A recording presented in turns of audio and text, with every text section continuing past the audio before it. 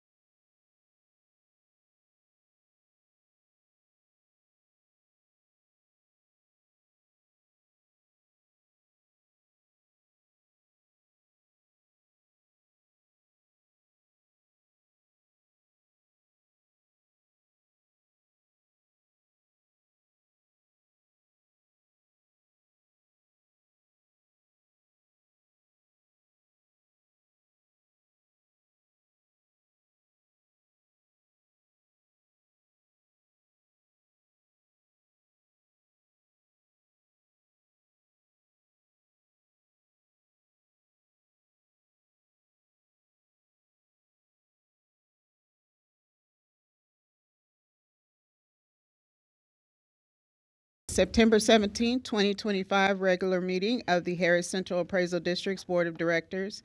Members of the public wishing to address the board should have completed the sign-in sheet at the back of the room.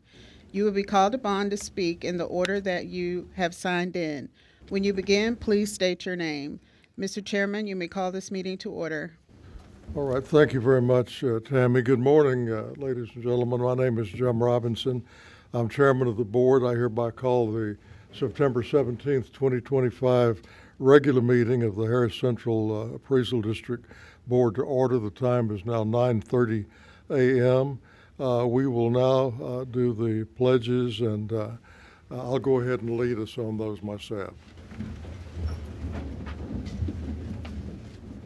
I pledge allegiance to the flag of the United States of America and to the republic for which it stands, one nation, under God, indivisible, with liberty and justice for all. Honor the Texas flag. I pledge allegiance to thee, Texas, one state under God, one and indivisible.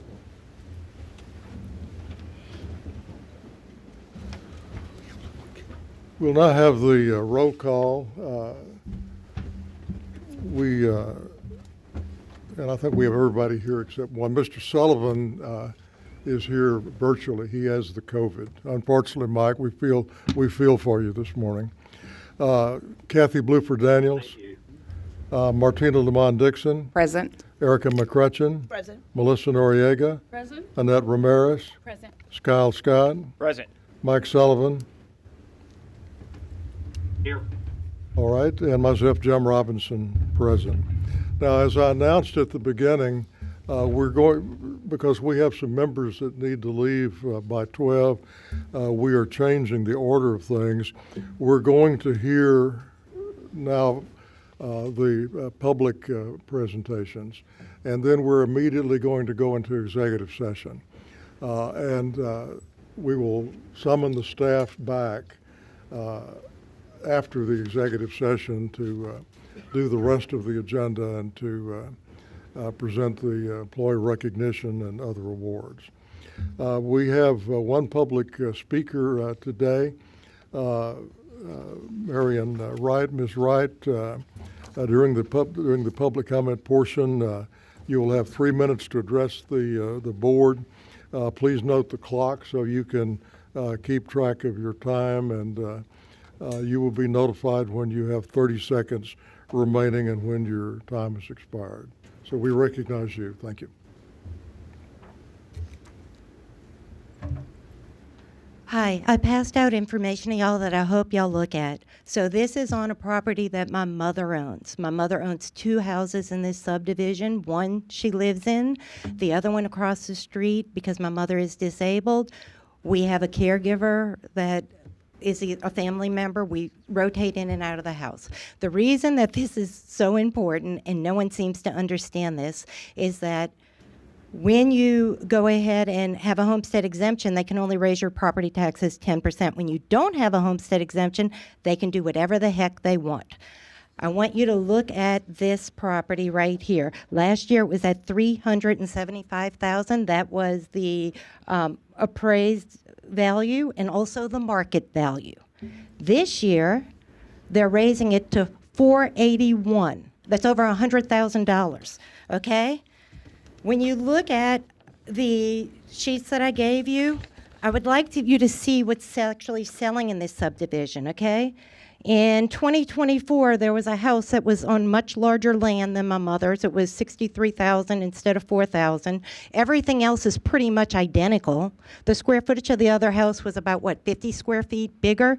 So it's pretty close. It sold for $430,000. They put a little mark on this that says unqualified, and so you're not supposed to be able to use it as a sale, okay? But then, if you look at the equity analysis sheet, they raise it and they say that the price of the equity analysis sheet is $532,000. That was in 2024. In 2025, they're saying that the price is $543,000. And I'm told, it doesn't matter. That's okay. We can do that. Hello? Does that make sense to any of y'all? Can anyone explain to me how a house can sell for $430,000, okay? And y'all are going to turn around and say, we're going to use it on our equity sheet? Every single house that was used on the equity sheet, every single one of them were lowered. If you look now at the certified amounts, every single one of them were lowered, okay? If you look at the bottom where I have the red things, I can show you what they were lowered to. And I'm told, that's okay. It doesn't matter. We don't know why they were lowered. I went through, and every single one of them that were lowered, they used a property management, whatever it's called, a fiduciary to come in and to lower them. Every house that used a fiduciary got it lowered significantly. And by significantly, what I mean is when you pull out the price of the land, because the land's pretty much stabilized for all of them, when you pull out the price of the land and then you take the price of the square foot, and you do the division, we're talking about $120 a square foot up to $155 a square foot for ticky-tacky little houses that are pretty much identical. Ms. Wright, what I would like for you to do since you're here. I'm looking for Roland, Byron would you Stanley. designate someone to meet I'm with sorry? Ms. Wright now and see if The we can gentleman resolve behind it? you, raise your hand, Byron Stanley. And the two of y'all can meet on this issue. All right, Ms. Wright, thank you for coming. Thank y'all. I appreciate all of y'all. All right. All right, the board will now enter executive session. The executive session is held for the purposes authorized by sections 551071, 072, 074, and 076 of the Texas Government Code. The board will retire to executive session. The time is now 9:36 a.m. And just for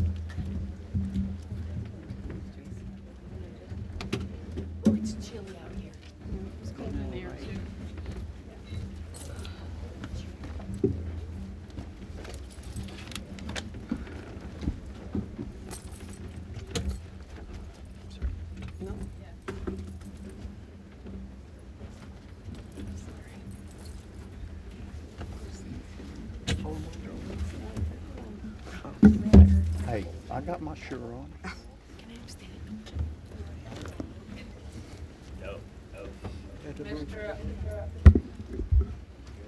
Have to move everything over there, yeah. Because this mic, these mics on.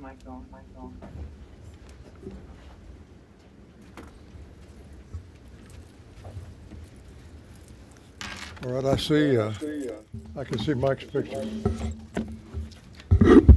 Echoing.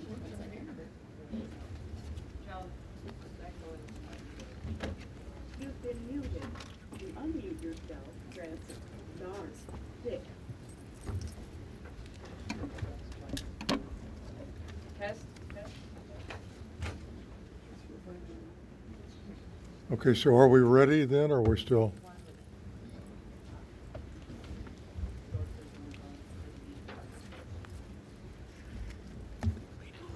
They moving without moving me. Test. You are no longer muted. Mr. Sullivan, can you hear us? I can, yes. I'm going to stay muted until I'm called on. Perfect, thank you. All right, very good. The board is reconvening from its closed session. The time is now 11:50 a.m. We're going to move next to appointment of a chief appraiser. Recognize Chair McCrutchen. Yes, Mr. Chairman, I move to appoint Adam Bogart as Chief Appraisal designate to work for the current Chief Appraisal through December the 31st, 2025, at which point Adam Bogart will become the Chief Appraiser effective January 1st, 2026. Second. All right, one comment on the motion. Mr. Altinger has indicated that because of his retirement situation, he would like to be able to continue as an advisor to the new chief appraiser until February 1st. I think you Is said that March correct? 1st. My retirement to the board was the March end of 1st. February. What's that? My retirement to the board was to the end of February. Okay. So if you could amend that your motion that Roland would continue to advise through the end.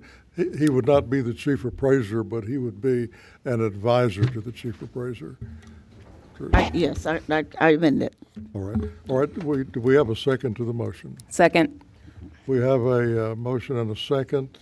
I'll now do a roll call vote. Ms. Bluford Daniels? You need to announce Ms. Whitford Daniel who's joined us first. Okay. Yes. All right.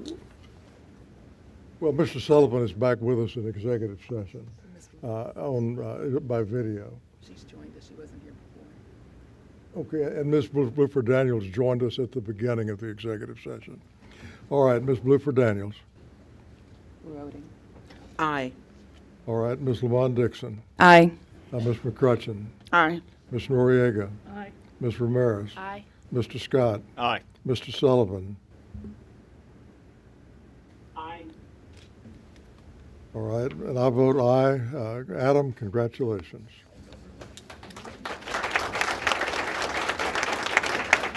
Our next item is consideration and possible action to approve settlement of pending litigation, pending appeals to the State Office of Administrative Hearings, and pending arbitrations as presented in the executive session. Do I have a motion to approve the proposed settlements? So moved. All right, moved by Ms. Daniels. Do we have a second? Second.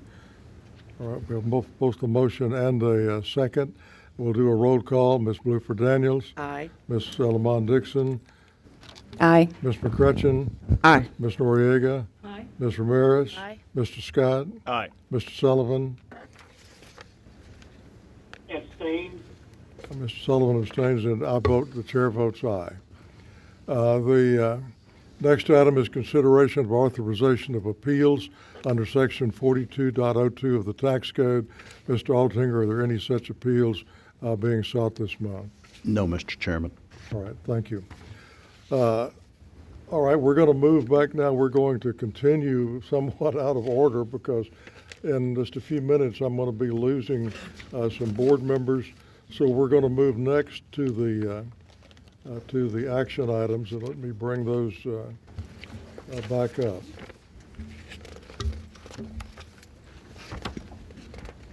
All right, we'll do the consent agenda first. We have four matters on the consent agenda this month, which include discussion and possible action to approve the minutes of the regular meeting of August 20th, discussion and possible action to review and approve the third-year renewal of a 6-year contract for digital ortho and oblique imagery, plus hosting services from sole source vendor EagleView, formerly Pictometry International. The amount of the renewal is $724,000, the same as last year. The next item is receive the district's monthly financial reports.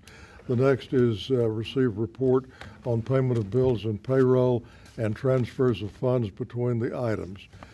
Do we have a motion? I so move. Right, we have a motion. Is there a second? Second. All right, any discussion? If not, let's just approve that by a voice vote. All in favor say aye. Aye. Anyone opposed say nay. Motion carries unanimously. All right, we will move now to the action item. The first item is discussion and possible action to adopt Resolution 2025-09, setting the number of regular members to serve on the 2026 Appraisal Review Board for the said district and containing other provisions related to the subject. Mr. Altinger, would you please comment on that? Yeah, Mr. Chairman, y'all want to have 190, and I'm looking at Teresa Terry, and that's what the board wants to continue, so if we can have that resolution approved, we'll be in good shape. All right, do we have a motion? So moved. All right, we have both a motion and a second. Again, in the interest of time, let's do a voice vote. All in favor say aye. Aye. Opposed say nay. Motion carries unanimously. All right, the next item is discussion and possible action to receive the annual audit report from the district's external auditors. Mr. Altinger, we recognize you. Yes, sir, Mr. Chairman. We've got Robert Belt with Crow LLP, and he's going to provide the annual comprehensive financial report, also referred to as the AFR, to the district, and you will have to accept that. Robert, could you please come up to the podium and provide the...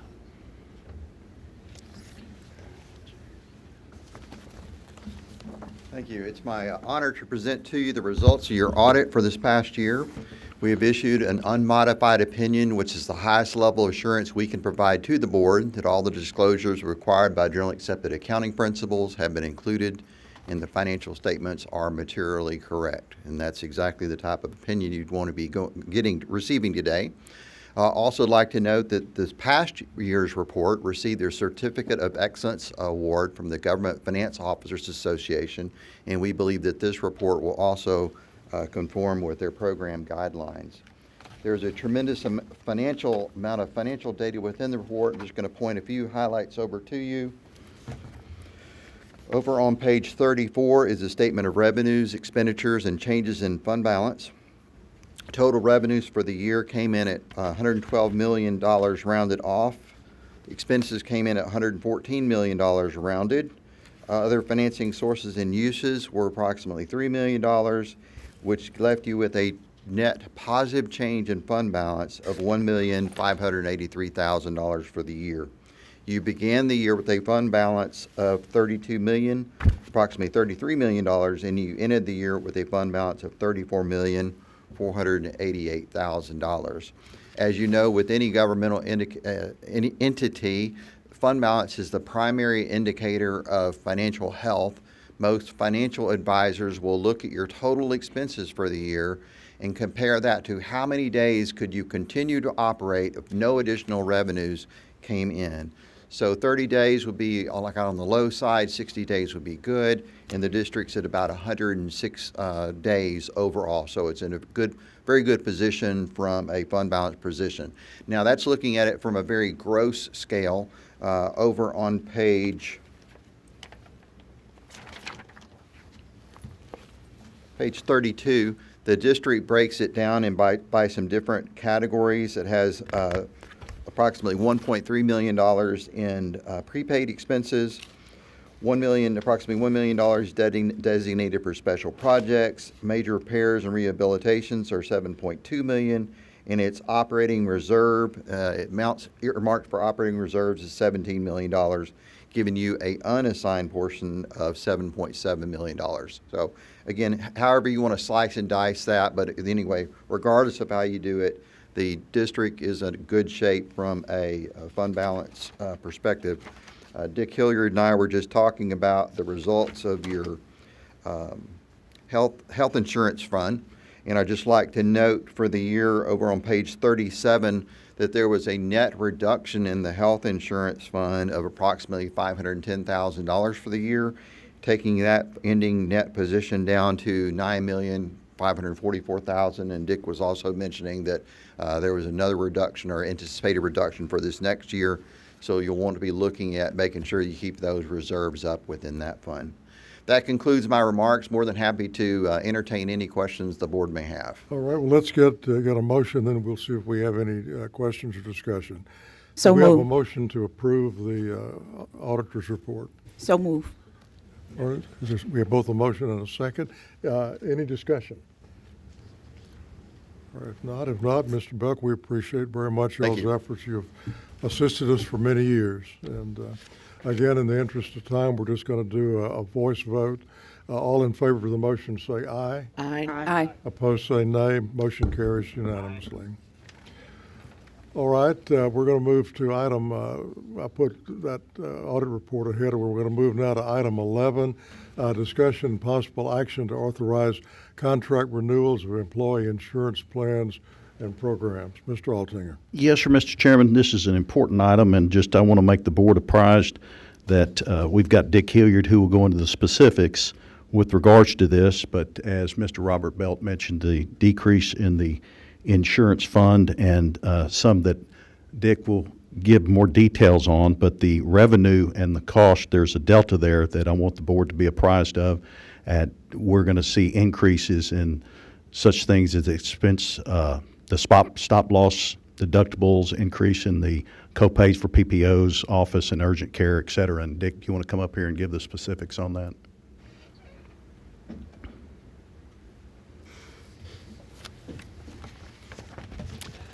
Good morning. We're still good morning, aren't we? Yeah, no, we're good afternoon. Well, aren't we? well, that's afternoon now. Okay, I know y'all are, a lot of you have to get to other situations, so I'll be brief, but if I'm too brief, let me know. Ask me the questions about the program. The health plan and the dental plan, just for a refresher, is a self-funded program. It's provided through Texas Association of Counties, and it's self-funded. It's not self-insured, it's self-funded because the premiums each year, or the contributions, are into a fund held by the district, and the claims are paid by Blue Cross through TACT. And each month, those claims are paid, but if we have a large claim during the year, like we did in 2025, we had 24, we had a number of large claims. Some of them were like $1.5 million large claims. Those claims are insured up to over $150,000. So that money is reimbursed once it's paid to the district for that large claims. Those claims totaled, unfortunately, this time last year as we met, I gave you a report that was pretty hunky-dory. It was great. Everything was going great. But those large claims hit us at the last part of the year to the tune of a reimbursement of $3 million. So that's an important function of the plan each year for that stop-loss insurance. The plan did lose money in 24 and so far in 25, and that was designed to pull funds from the reserve rather than increase the contribution by the district. But as time goes by, that amount of differential increases. And we're projecting this year that increase will be somewhere in funding or deficit will be somewhere around $2 million. Well, what do you do with that? How do you handle that? And that's inclusive of an increased district contribution.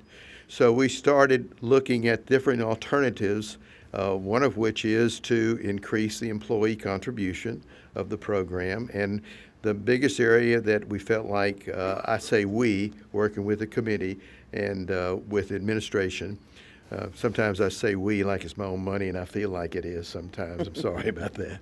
But we said if we increase the employee only contribution, which was pretty low as far as what the employees are paying, we increase that. We also look at some of the plan design changes. Jim, as you remember, years ago, we went through some many plan design changes. So we went through that again as far as increasing some deductibles and some co-pays. Not drastic changes, but somewhat where we could eat into that also. And also look at some savings through directing the prescription plan to not include CVS pharmacy, but Walgreens, where they can get a bigger discount, and that saved a lot of money. So each one of these going into it, plus if we take our stop loss insurance and raise it from $150 to $175, there should be a little delta in there of savings of about $50,000 in that area. So you add all of these numbers up, and Teresa, you correct me if I'm wrong on that, but if you add all of them up, you're going to have about $480,000 to offset that $2 million deficit. So that's a nutshell of the suggestions for this year. Jim, I want you to know, too, we looked at the Advantage Plan as an alternative, because you asked about that as part of the committee. We looked at that, and the retirees have a plan. TAC has an Advantage Plan as a part of the package of 3, but it's very complicated, and the premium on that would be not age-rated like our plan is now. And the feeling was, let's look at that as a real alternative for next year, but not go into this year in that situation. So I hope that satisfies your concern in that area. Well, my concern was that the way that pricing age-related, it gets almost cost prohibitive for a retiree as they advance in age. Yeah. And whereas they could just go out on the open market and not go through us and buy a Medicare supplement Possibly. for way less than we're charging, which is probably why we're not keeping many people Yep. in that plan. And an Advantage plan would be, more retiree friendly, I think. I agree. Yeah, I see your concern, and Yeah. we'll look at that, and we'll look at the demographics to see how that would affect people in the Okay. plan too. So, overall, the plan actually has done pretty well. We did a survey of the last 10 years, and it's gone up about 6% a year in expenses, which is in line with the market. But as we said, the funding mechanism in the last 2 years has been different, and that's why it's showing a deficit. But hopefully we can get this stabilized for a year after next, and hopefully my predictions are wrong on this thing as far as projections of what the claims will be. Any questions? All right, let's do a motion and then we'll, for questions. Do we have a motion to approve the Blue Cross Blue Shield plan? So moved. All right, second? Second. All right, we've motioned second, now we'll open it for discussion. I just have one quick question. I recently had the privilege of attending a very small gathering with John Arnold and Mark Cuban, and the discussion was around cost plus drugs and how much they've cut prescription costs. I just wanted to know if that was a consideration at all, like looking at that, as well as, for cutting prescription costs.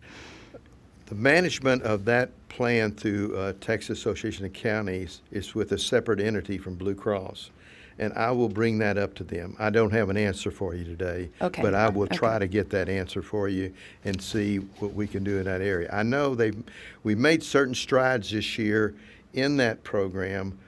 We found out there were some abuses, particularly for weight loss and other things, and put more restrictions on that and have it truly for the health. And in some other areas for specialty drugs, we have cut out some drugs that are very, very high cost where there are reasonable substitutes. So I know, and then this move to go to Walgreens instead of CVS, but that's another item, and I think it's important, and we'll look into that. Okay, and my apologies, I wasn't on the insurance all committee, right. so I That's okay. didn't mean to catch you off guard. I just wanted to definitely bring it up because it sounded like the costs, especially related to like cancer drugs and things like Right, that, and I were know Mark Cuban significantly is really lower. into that stuff too. Yes, So, yeah. yes. So Thank you. Good, thanks for bringing it up. All right, we have both, any further discussion? Yes, Kyle. So I'll just wrap up the Finance Committee's report in these comments, take care of it all at once. Since the bulk of what we did last week was working on this, I want to thank the staff and Dick Hillier for being so patient with me and explaining this stuff. So we did have 2 meetings, and the challenge is, and why you're going to see the changes from an employee side, is that we wanted to avert the potential catastrophe of kicking the ball down the road too far and to where those increases would be dramatic in a year or two. Because right now we've been funding this stuff out of a reserve fund, and that can't go on indefinitely because we're not building up the reserves. So we thought that taking this in small chunks and maybe hoping things turn around would be a better approach than just kicking the can down the road and then taking a huge chunk in 27 or 28. So thank you for that. Yeah, thank you. Very good. All right. Again, let's do this because time is clicking away rapidly. So let's do this on a voice vote. All in favor say aye. Aye. Opposed say nay. Motion carries unanimously. Okay, thank you. Thank you, Dick. All right, if you would bring the agenda back up on the screen.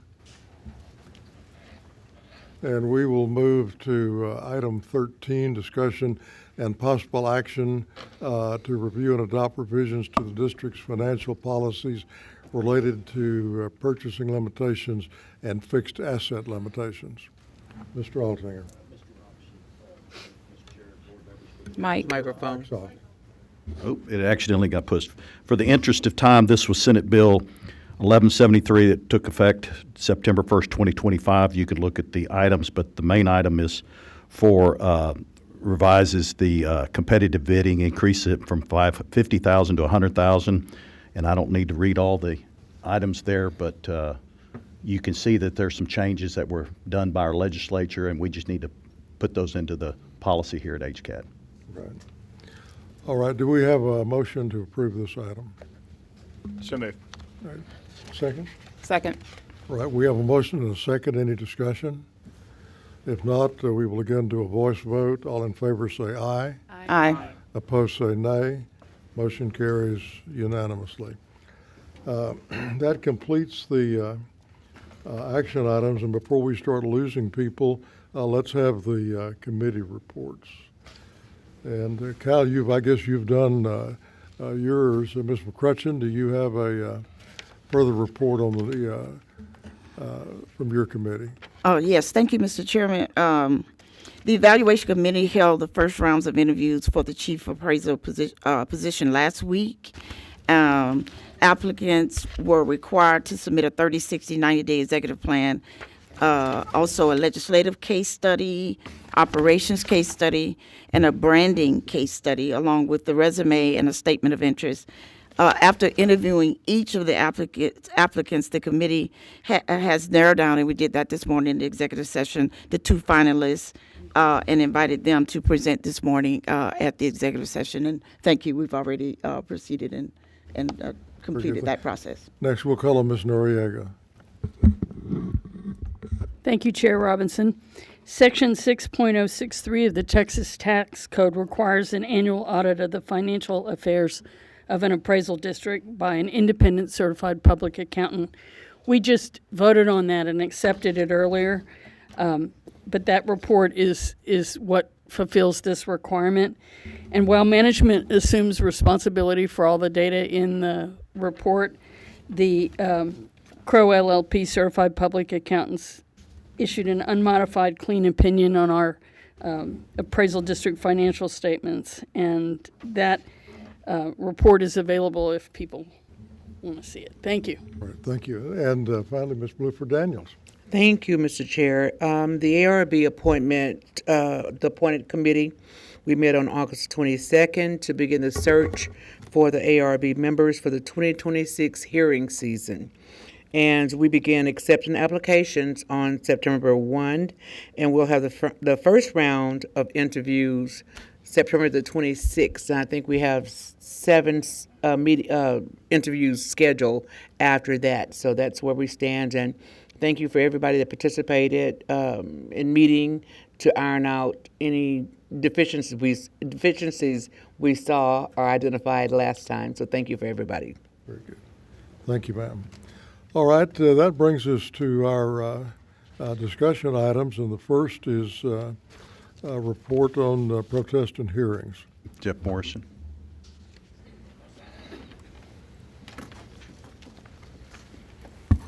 All right. Good afternoon, Mr. Chairman, members of the board. I'm Jeff Morrison, Chief of Hearings. As of this morning for tax year 2025, we received 562,000 protests. 81% of those are from agents, the remaining 19% from property owners. We've now been able to settle over 507,000 of those protests worth $530 billion in value. This is about an 8% increase in production over last year at the same time. Our electronic settlement programs are doing extremely well again this year, settling almost 300,000 of those accounts through Topline, Express Informals, and iSettle. That is enabling us to stay on track to be substantially complete with hearings and down to 1 day a week by the end of October. So that's very, very good news for all of us. We're also going to continue working in prior year correction and exemption hearings just to make sure we stay on top of all of those as well. And I'd be glad to answer any questions. All right, any questions for Jeff? If not, thank you very much. Y'all are doing great work down there. Next is the Taxpayer Liaison Officer report. Ms. Terry.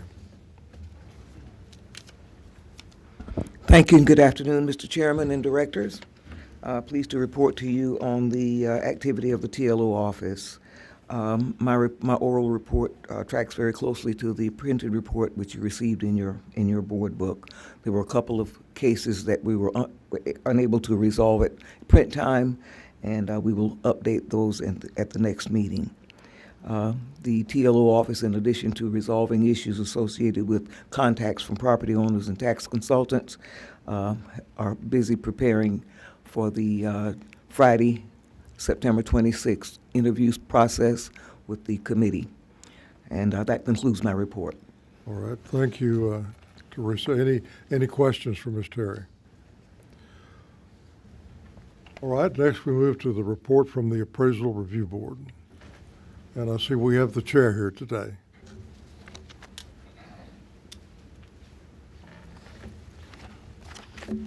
Good afternoon, Mr. Chair and Directors. How is everyone? Very good, very good. I'll try to be quick as well. Okay, so I have here the ARB report. For our hearings during the month of August 2025, the ARB conducted a total of 22,806 formal hearings with 741 panels and 21 work days. The year-to-date formal hearings through August 31st consisted of the following. Commercial, 12,117. Residential, 56,638. Others, which is industrial, personal property, undivided interest, and et cetera, of 1,747, and so that totals 70,502, and prior years 3,218.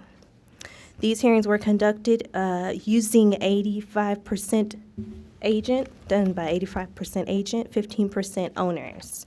The ARB continues to strive for completion of the formal hearings for the 2025 hearing season. Last week we did our corrections training with Attorney Scott Hilscher.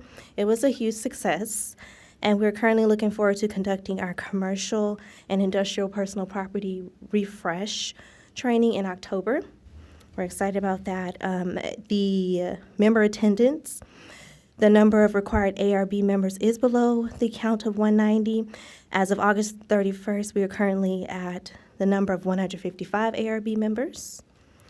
The Executive Office is continuing to address set aside dismissals, requests for reschedule due to scheduling conflicts, and offering daily mentorship to ARB members. Our legal counsel continues to review all written complaints that come in to the ARB for any reason. Mr. Hill shall also assist us with monthly legal reviews that are submitted by ARB members.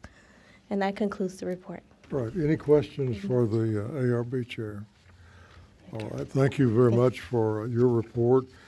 Final discussion item is discussion between members of the board and the chief appraiser on matters covered by Section 6.15 tax code. Roland, do you have anything for the board this morning? No, sir, but we also have the service award stuff that we could go back to if we have time. And your mic's not working. We still have the service award and employees of the month that we could go back to, yeah, but I we're don't gonna have do that anything for after we 6.15. finish No, all sir. these. Anybody have any comments under Section 6.15?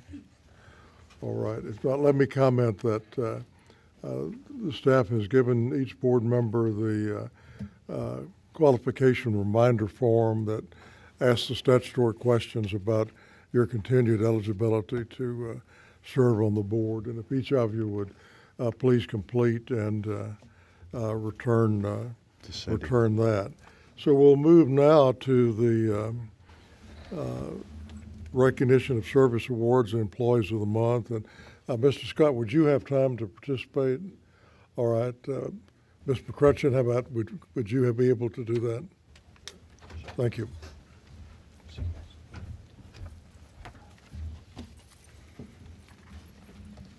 All right, it seems like we're at warp speed this meeting. Anyhow, I'd like to start off with our first 10-year recipient, joined us 10 years ago. She came to Houston shortly after high school, found work in customer service for 11 years, then later served as assistant manager of a restaurant supply company. She purchased her first home and developed an interest in real estate, went to Houston Community College, got a real estate license, and an online Google search led her to HCAD. She was hired on as a temp, assisted with translations. Now she's a Coordinator 1 in ARB support operations. Previously recognized as Employee of the Month in July. She's married with 3 children, enjoys reading, knitting, and cooking. Where's Daisy Bolton Sanchez?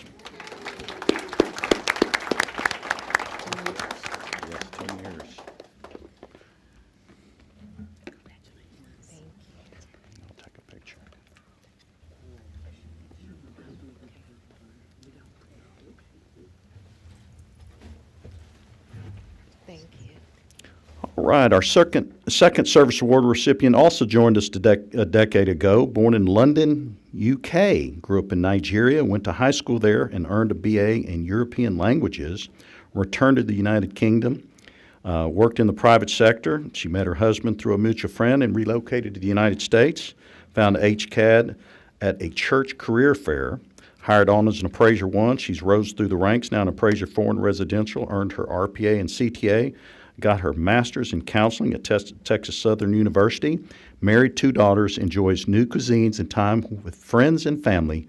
Bumi Fakulyo.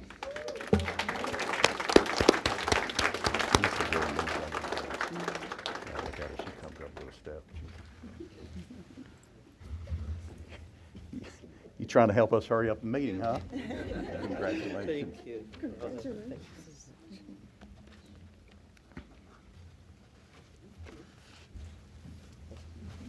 All right. Our final service award recipient has been a cowgirl since she was born. Nearly born on a trail ride during the Houston Livestock Show and Rodeo. Grew up on the north side of Houston. Graduated from Forest Brook High School. She's married and began a family. Was working at Chase Bank for a while, and then she was shopping across the street at Marshall's and saw the HCAD building. Wanted to see what HCAD was about, so she applied. And thank God for Teresa Terry, because Teresa Terry, you hired this lady. And you'll know who she is, and you already know who she is, but began 20 years ago as an operations support specialist in commercial, worked her way up to manager in ARB operations. She does a phenomenal job during the hearings season and assists Jeff in a lot of things. A co-worker convinced her to go back to school, and she did. Attended DeVry University, got a BS in business management with a minor in healthcare, and she wanted to prove to her kids that anything's possible. I'm proud of her. She's got 2 daughters, 2 grandchildren, enjoys relaxing poolside, and continues to do the trail ride because it's a tradition every year. Pamela Tatey, come on up.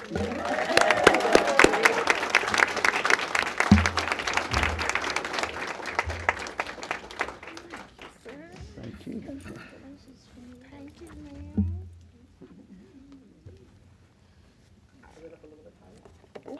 Oh, easy, easy.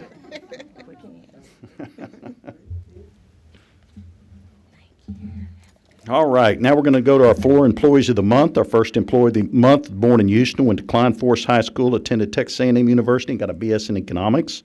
He previously worked in education and eventually got into real estate and became a commercial real estate agent for some years. As the economic downturn occurred, he wanted something stable and remembered HCAD and applied. Currently works as a valuation analyst 3 in commercial. Recognized today for his professionalism, adaptability, strong work ethic. Nomination states he performs in-depth research to build out valuation models, assist with apartment hearings to help ease workload for the team. He enjoys soccer, mountain biking, and he's one of the 83% of the employees who plans to retire here. I heard Lewis Coffer cannot be here. Is Erica Nettles here? You want to come accept this for him? And thank you.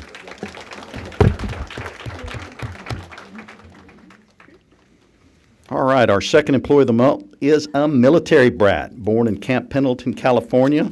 Father was in the Marines, so he moved around a bit. She went to Dumas High School, studied at West Texas A&M University. Before HCAD, she worked as a receptionist at a law firm, then as a deputy county clerk for 10 years. I knew that when I hired her. Her husband's job relocated to Houston. Thank God he's here with her today. Saw HCAD while driving on 290, and her sister suggested that she apply. Today she works as an admin tech 4 in communications. She's described as thoughtful, empathetic, and dependable. No newsletter is sent out without her eagle eye final review. Assists everyone in the office of the chief appraiser. Voluntarily works on days off to ensure the board of directors and ARB interviews are run smoothly. A property owner came to me personally and expressed his gratitude for her help through an entire exemption process. It was kind of mangled a little bit. She took care of that. Married a whopping 47 years, 2 children, 4 grandchildren. She enjoys reading, baseball, and time with family. Charlotte McDaniels, come on up.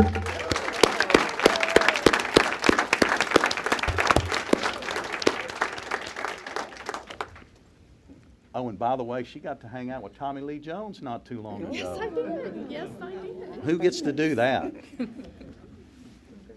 Thank you. Oh, all right. Our next employee is a native Houstonian, went to Lamar High School, made her mark on the track team, earned a scholarship to McMurray University in Abilene, Texas, got her BBA in 3 years. This lady's a go-getter. She worked at the university a while, then a children's counselor for at-risk youth at the Alliance for Women and Children and the YMCA. Returned home, found HCAD driving along 290, works as an account examiner and special audit. She's commended for her positive attitude and work ethic. Nomination states she's a team player who goes above and beyond, offers suggestions and solutions to help complete projects timely and accurately, effectively manages her workload, assists with special projects, offers her help to colleagues without hesitation. She has a 5-year-old son and spends her free time taking him to the zoo, parks, and swimming. She also enjoys traveling. Olivia Parker, come on up.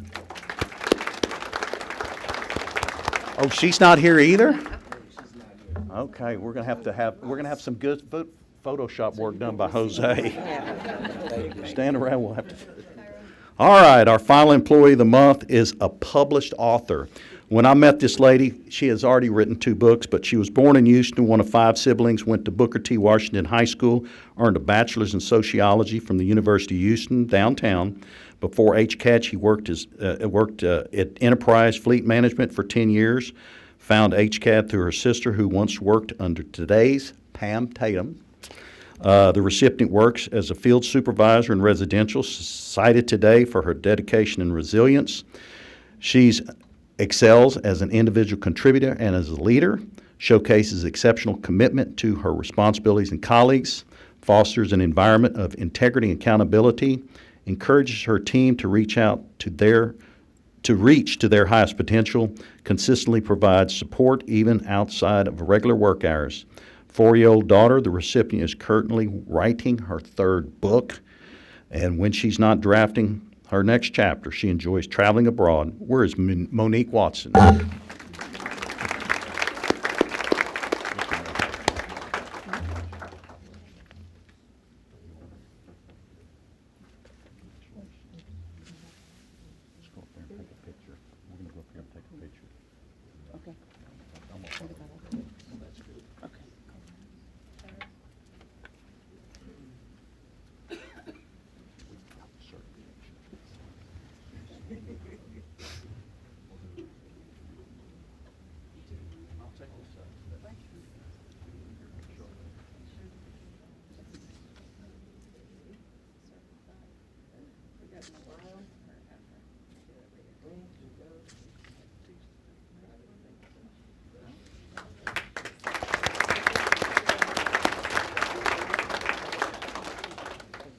All right, and that brings us to our final out of order item on the agenda, which is presentation of the 2024 Annual Comprehensive Financial Report Award. Roland, would you comment on that? Yeah, I've got it here. I just made mention that we forgot to do it. But.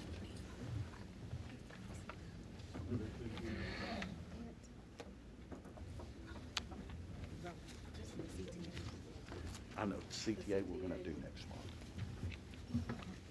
Can we do the CTA next month? That's fine. Okay, now let's, Clarette, do you want to do the CTA? I'm doing it. Okay, we'll do that next then. We got one more item, Mr. Chairman. All right, this is the Government Finance Officers Association Certificate of Achievement for Excellence in Financial Reporting presented to the Harris Central Appraisal District for 24. This award has been won for how many consecutive years? 35. And it is, congratulations to Teresa and her team. And do you want to come up here and take a picture with your team and hold that? Where's Tracy? Tomas, get over here. Gosh. Yeah, we just forgot the little button, but we got it. No lie. Come on, guys. Do we want to take it as front or do you want to take it back? Oh, no, we can just take it here. You stand right there. Let me make some room. Come on, Tracy. I don't really need to be in the team. Yes, you do. Yes, you do.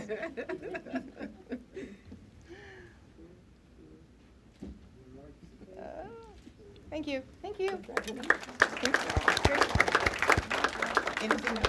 By the way, HCAD was the first appraisal entity in Texas to win that award, and we won it every year since then. Wow. And in fact, we've had to shore up the wall because it is a heavy award that we got so. Hey, it's the only thing that's keeping the wall up down there on that end of the building now. Anyhow, we're going to have. All right.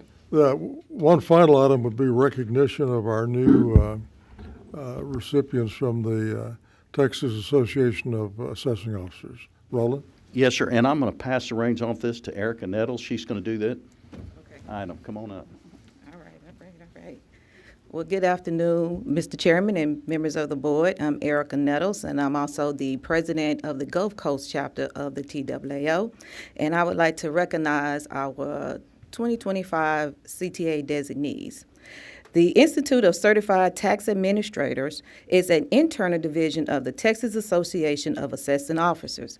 The Certified Tax Administrator, CTA, designation was the first designation for property tax professionals before the state ever required someone to be registered or certified.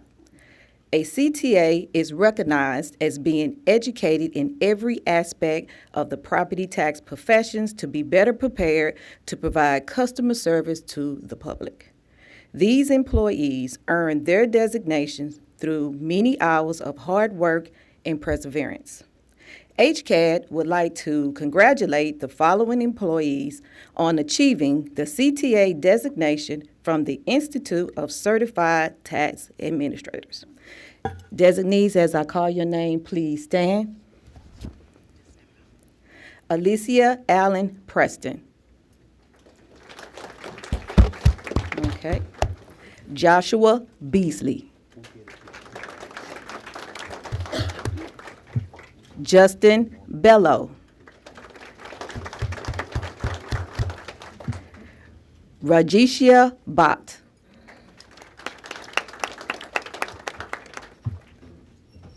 Chief Appraiser Adam Bogart. Davin Bradley. Darrell Brown. Juan Perez Chavez. Gary Cooper. Okay. Melissa Gardner. Min Trong Lay. Kelvin Lopez. Wilson Marino. Michelle McMichael. Crystal O'Neill. Nicholas Spadell. Sandy Sterling. And Carla Thomas. Congratulations, designees, on this achievement. Thank you. All right, before we adjourn, I'd like to just take a moment to make a comment. The work that the board has had to do in choosing a successor to Roland probably has been one of the most difficult tasks that I've ever had to encounter in my very lengthy association with HCAD. We had three wonderful applicants, three highly qualified applicants. All three, the three finalists, all three make an enormous contribution to the work of this district. And I know it's disappointing to be passed over on this election, but that doesn't mean that we don't treasure you and the contribution that you make. And I want you to know that there's a place for you, a critical place on this reorganized executive team.